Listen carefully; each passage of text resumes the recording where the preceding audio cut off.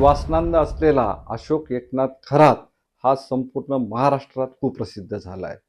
याच्याबद्दलच्या बातम्या, माहिती, video social मीडियासह तुम्ही मेनस्ट्रीम मीडियामध्ये पाहिल्यात. आजच्या या गॉडफादरच्या व्हिडिओमध्ये तुम्ही पाठीमागे बघत असलेला हा टॅटू खरातची लोकप्रियता, जनसंपर्क किती दाट होता याबाबतचे पुरावेच देतोय. मित्रांनो, व्हिडिओला सुरुवात करण्यापूर्वी गॉडफादर मीडिया हे चॅनल तुम्ही सबस्क्राईब केलं नसेल तर ते सबस्क्राईब, लाईक, शेअर करायला विसरू नका. अशोक खरात की स्वतःला जो मर्चंट नेव्हीमध्ये काम केल्याचं सांगत होता, त्याने वेगवेगळ्या महिलांना, त्याच्यामध्ये प्रतिष्ठित महिला आहेत, सर्वसाधारण महिला आहेत, वेगवेगळ्या वयोगटातल्या देखील महिला आहेत, यांना तो मी देव आहे, तुमचं शुद्धीकरण करायचं, तुमच्या जीवनातल्या सगळ्या समस्या मी सोडवतो, यासाठी तुम्हाला कोणते खडे घालायचे, तुमच्यावरती या समस्या काय येत आहेत आणि याचं माझ्याकडे सोल्युशन आहे, अशा पद्धतीने धर्माचा, देवाचा विकृत वापर या अशोक एकनाथ खरातनं केला. याचं वय 67 वर्ष आहे, तरी देखील हा लैंगिक शोषणातील एक गुन्हेगार, कुख्यात गुन्हेगार म्हणून याची ओळख आज संपूर्ण महाराष्ट्राला झालेली आहे. या प्रकरणातील अनेक प्रतिष्ठित महिलांचे देखील व्हिडिओ हे पोलिसांकडे पोहोचलेले आहेत. त्यामुळं त्या प्रतिष्ठित घरातील महिला कोण, त्यांची आता बदनामी होईल का? पोलीस तपासामध्ये पोलीस आपल्या घरी येतील का? आणि आपल्यावरती काय काय लैंगिक अत्याचार झाले, किती वेळा झाले, किती वेळा तुम्ही नाशिकच्या ऑफिसमध्ये खरात याच्याकडे गेला होतात किंवा सिन्नर येथील त्याच्या मंदिरामध्ये तुम्ही किती वेळा गेला होतात, याचा छडा पोलीस लावू शकतात. आणि याचमुळं नाशिकसह शिर्डी, राहता, साकुरीत देखील या प्रकरणी अनेकांचे धाबे दणाणले आहे. लोक दबक्या आवाजात कुजबूज करत आहेत की आपल्या गावातील कोण कोण व्यक्ती त्याच्याकडे जायचे आणि तो खरात हा किती लोकांच्या घरी यायचा हे प्रत्येक गावातील व्यक्तीला माहीत आहे. कारण या खरातची प्रतिष्ठा, अशोक खरातची प्रतिष्ठा ही राजकारण्यांच्या माध्यमातून वाढली, सरकारी अधिकाऱ्यांच्या माध्यमातून वाढली. त्यामुळं शिर्डी, साकुरी, राहत्यात देखील अनेक जण आता चिंतेत आहेत, विवंचनेत आहेत, दबावात आहेत. काही जण तोंड लपवून गावात वागत आहेत. त्यामुळं लोकांमध्ये अधिकाधिक चर्चा होत आहेत की या खरात प्रकरणात साकुरी, राहता, शिर्डीमधील देखील काही महिला अडकल्यात की काय, त्यांच्यावरती देखील या अशोक खरातनं अशा पद्धतीने लैंगिक अत्याचार केलेले आहेत का? या प्रकरणातील अनेक व्हिडिओ समाज माध्यमांवरती, व्हॉट्सअप मीडियावरती देखील शेअर झालेले आहेत. अनेकांनी ते पाहिले आहेत. मी देव आहे, तुझं शुद्धीकरण करतो, गायत्री मंत्र म्हण, डोक्यावरती तुळशीचं झाड देऊन या भोंदूबाबाने, या विकृत वासनांद खरातनं कोणता पॅटर्न वापरला आणि या पॅटर्नमधनं धंदा किती बेमालूमपणे केला, या मोडस ऑपरेंडी मधून त्याने किती लोकांचं आर्थिक लूट केली, महिलांचा शारीरिक लैंगिक छळ किती केला, किंवा यामध्ये काही महिलांची संमती होती का, अत्याचार हे बळजबरीने करण्यात आले का, अशी देखील चर्चा आता राज्यभरात सुरू आहे. त्यामुळं प्रतिष्ठित लोकांबरोबरच सामान्य, सर्वसामान्य, मध्यमवर्गीय महिलांमध्ये देखील ज्या तिथे गेल्या होत्या ते व्हिडिओमध्ये दिसत असेल की काय याची भीती, आणि आपलं कुटुंब उद्ध्वस्त होतंय की काय अशी देखील चर्चा या कुटुंबांमध्ये निश्चितच आहे. प्रकरणाला सुरुवात होते, पेन ड्राईव्ह हा शिर्डी पोलिसांच्या हाती लागतो. त्या पेन ड्राईव्ह मधले ते अश्लील व्हिडिओ बघून, बरं एक नव्हे, दोन नव्हे, 40-50 व्हिडिओ बघितल्यानंतर पोलीस हे चकित होतात, त्यांना धक्का बसतो. त्यानंतर खरात याच्या कार्यालयात कामकाज करणारा नीरज जाधव हा खरात पासून फुटतो.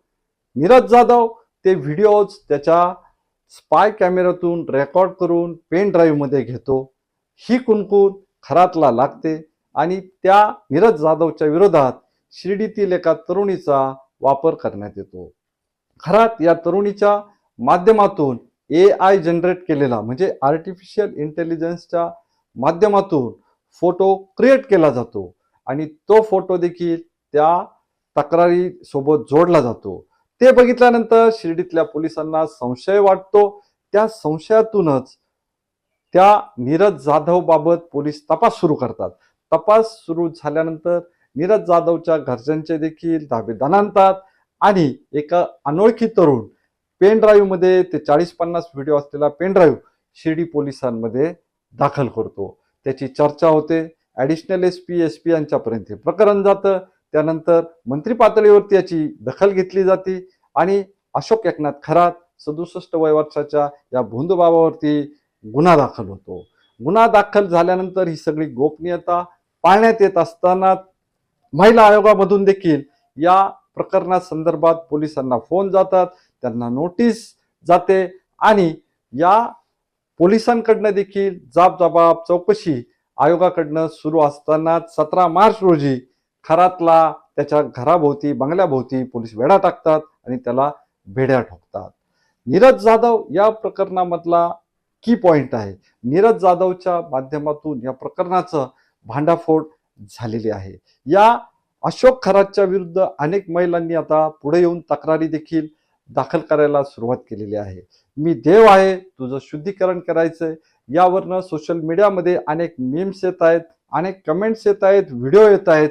त्याच्यामध्ये काही प्रकरणात खिल्ली उडवली जाते तर अनेक प्रकरणांमध्ये खरातचा अनेक पुढाऱ्यांशी अधिकाऱ्यांशी संपर्क कसा आहे आणि तो इतका नालायक असताना देखील हे लोक त्याच्या संपर्कात का राहत होते. आयोगाच्या तत्कालीन अध्यक्षा रुपाली चाकणकर या त्यांना गुरु मानत होत्या. त्याला गुरु मानत असताना त्यांनी याची शहानिशा का केली नाही. श्रामपूरच्याच एका पत्रकाराने याविषयी बातमी छापली असता महिला आयोगाच्या अध्यक्षा चाकणकर यांनी दबाव आणल्याचं देखील माध्यमांमध्ये मोठ्या प्रमाणात पुढे आलेलं आहे. अधिवेशनात देखील मंत्री, सत्ताधारी, विरोधक हे एकमेकाला झुंजतील की खरात प्रकरणातील दोषी कोण, खरातशी संपर्क असणारे पुढारी कोण, खरात हा कुणाकुणाच्या जवळचा होता, कोण कोण याच्या आश्रमात जायचे, त्याच्या पाया पडायचे, या देखील गोष्टी येतील. मुख्यमंत्री देवेंद्र फडणवीस यांनी सांगितलेलं आहे, मी कुणालाच सोडणार नाही.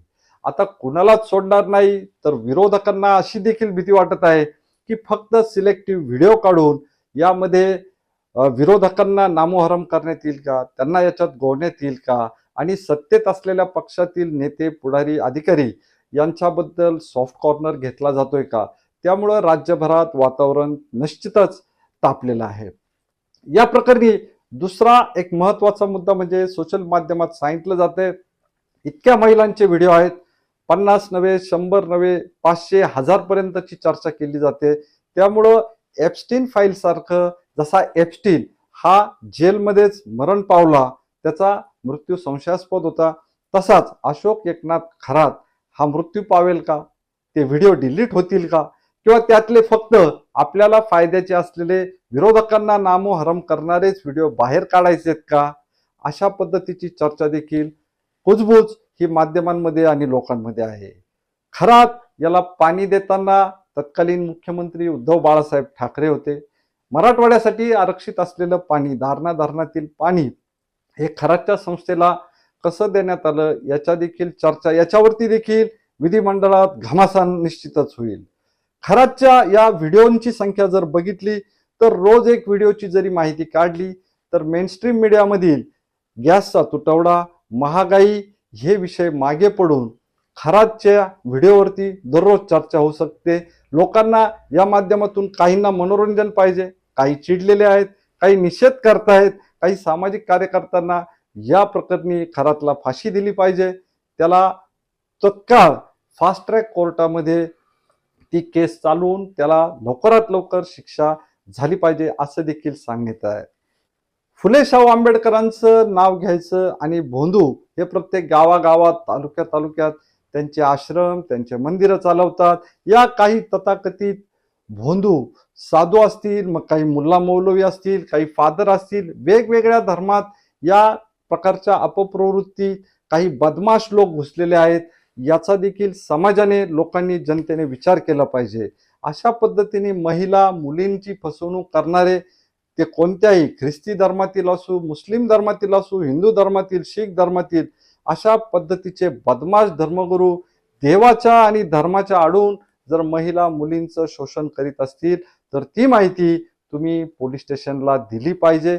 जेणेकरून समाजातील महिला मुली सुरक्षित राहतील आणि अशा पद्धतीने पुन्हा पुन्हा नव्या नव्या महाराज भोंदूचा जन्म होऊ नये किंवा त्याचा वापर त्याचा राजकीय त्याचबरोबर सरकारी पातळीवरती देखील त्याला अभय मिळू नये अशा पद्धतीचे कनेक्शन्स अशा पद्धतीचं बदमाश अध्यात्म आणि धर्माचे झूल पांघरून जर समाजामध्ये कोणी विकृतपणा महिला मुलींबद्दल करत असेल तर आपली नैतिक जबाबदारी आहे आपण पोलिसांना हे कळवलं पाहिजे।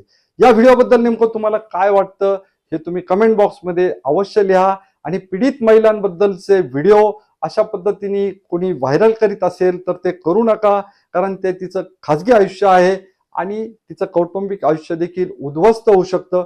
पोलीस त्यांच्या पद्धतीने ताब्यात आलेल्या व्हिडिओवरती संशोधन करतील, त्या महिला कोण, त्यांच्यावरती बळजबरी झाली का किंवा काही महिलांची संमती होती का, त्यांच्या अज्ञानाचा त्यांच्या परिस्थितीचा गैरफायदा घेण्यात आला का, देव धर्म आणि ज्योतिष शास्त्राचा देखील यात आधार घेऊन महिलांची फसवणूक केल्या प्रकरणी पोलीस निश्चित तपास करतील आणि अपेक्षा करूयात की हे सरकार फडणवीसांचं सरकार निश्चितच या बाबाला त्याचबरोबर पारनेरच्या बाबाला आणि आजकालच उघडकीस आलेलं नांदेडमधील देखील एक भोंदू बाबा की जो देखील मठ चालवत होता अशा अपप्रवृत्तींना आळा घालतील का, कायद्याची कडक अंमलबजावणी याबाबत होईल का, याबाबत अधिवेशनात देखील चर्चा होईल।